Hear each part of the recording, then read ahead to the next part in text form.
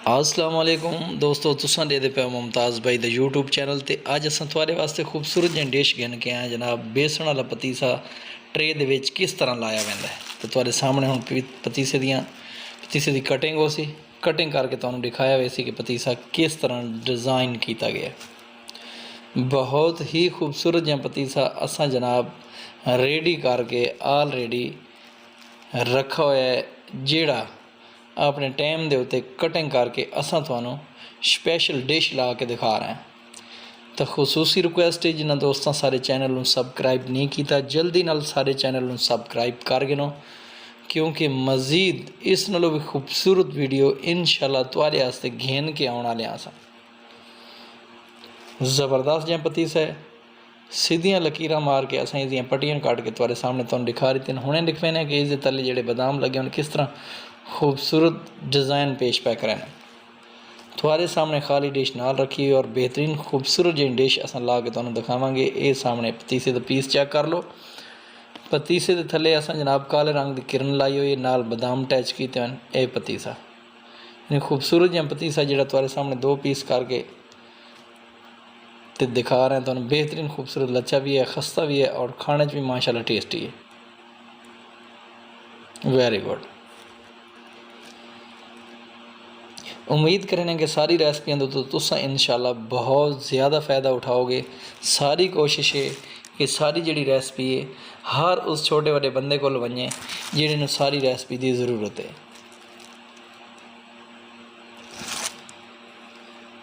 Cutting हो रही है। पतीसा जिस टाइम तुसां बना के रखना है लगभग उस 1 घंटे का वक्फा होना चाहिए। 1 घंटे बाद तुसां इसकी कटिंग करनी। कटाई सारी शुरू हो गई है। पीस तुसां मर्जी के मुताबिक छोटे भी कर सकते हो, वड्डे भी कर सकते हो, लेकिन डिश नूं तुसां जिस तरह डेकोरेट करना है उस दे मुताबिक तुहानूं पीसां की कटिंग करनी पैनी।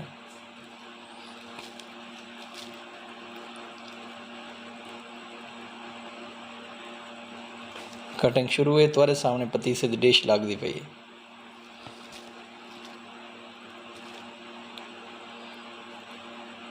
रसगुल्ले की रेसिपी असां दे छोड़ी है, जामन की रेसिपी असां जनाब शेयर कर छोड़ी तुहाडे नाल। बेहतरीन जी रेसिपी चैपटियां दी, जामन चैपटी 2 कलर का वो तुहाडे नाल शेयर कर छोड़ी से। उस तो बाद कल इंशाल्लाह असां तुहाडे नाल कटलस भी तुहाडे नाल बना के शेयर करांगे।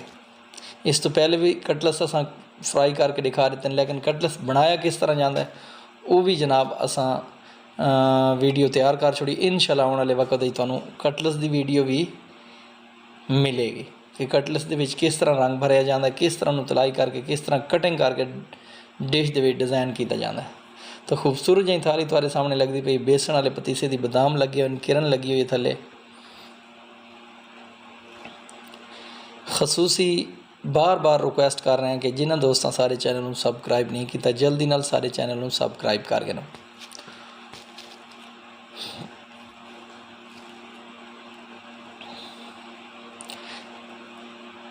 बहुत सारे दोस्त सारे फरमाइश करें कि सानू जनाब खुश्क पाउडर की रेसिपी दो रसगुल्ले बनाने की। इंशाल्लाह बहुत जल्द तुहानूं रसगुल्लों की रेसिपी भी तुहाडे नाल शेयर करेंगे, खुश्क पाउडर के रसगुल्ले।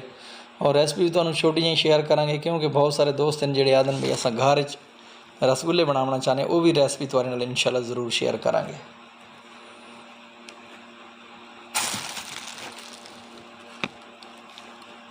पतीसे की स्टैप बाय स्टैप कटिंग हो गई तो 3 स्टैप साढ़े पूरे हो गए हैं। 1 स्टैप ये उत्ते होर ला के असां डिश नूं मुकम्मल कर रहे हैं। तो खूबसूरत जी डिश तुहाडे सामने मौजूद है।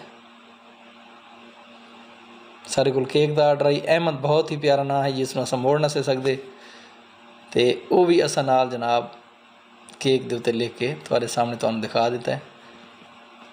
आर्डर केक इस किस्म के खूबसूरत केक भी सारे कोल मौजूद हैं। उन्होंने भी रेसिपियाँ इंशाल्लाह अगे 2-4 तुहानूं दित्तियां भी हैं, होर भी इंशाल्लाह रेसिपी तुहाडे नाल शेयर करांगे इंशाल्लाह।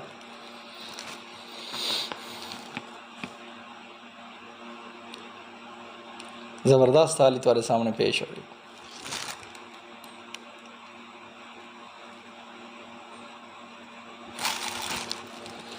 इंशाअल्लाह ताला सारे पतीसे की खासियत होएगी कि गर्मी के मौसम के इस टाइम भी सौण का महीना है तो सारे पतीसा लगभग 1 फुट उच्ची थाली जा सकती है। एक दफ़ा फिर गुजारिश कर रहे हैं कि जिन्होंने दोस्तों सारे चैनल सबसक्राइब नहीं किया जल्दी नाल सारे चैनल सबसक्राइब कर गिनो, क्योंकि इंशाल्लाह आने वाले वक्त होर भी मज़ीद अच्छी अच्छी वीडियो तुम्हारे वास्ते गिन के आंदा रहांगे। ट्रे सारी आखिरी लम्हात दे विच मौजूद है। तो जनाब बहुत सारे दोस्त सारे रिक्वेस्ट करें कि जनाब तुम सानू छोटियां रेसिपियाँ भी दिओ, तो इंशाल्लाह आने वाले वक्त तुहानू छोटियां रेसिपियाँ भी देवांगे, इंशाल्लाह ज़रूर तुम्हारे सामने पेश करांगे। तो सानू जनाब ज़रूर सारी रिक्वेस्ट है कि सानू दुआ में याद भी करे सो, सारे चैनल नू सबसक्राइब भी करे सो। तो कोई तुसा राय का इज़हार करना होवे तो तुसा जनाब कमेंट सानू लिख के दस सकते हो। तुम्हारे सामने खूबसूरत जी डिश बादाम वाले पतीसे की असा ला के तैयार कर छोड़ी, ज़बरदस्त डिश डिज़ाइन हो के असा जनाब तुम्हारे सामने तैयार कर देती है। खसूसी रिक्वेस्ट जनाब सारे चैनल सबसक्राइब करे सो, तो कमेंट अपनी राय का इजहार करे सो, सानू दुआवां याद रखे सो। अल्लाह हाफिज़, ओके, गुड बाय।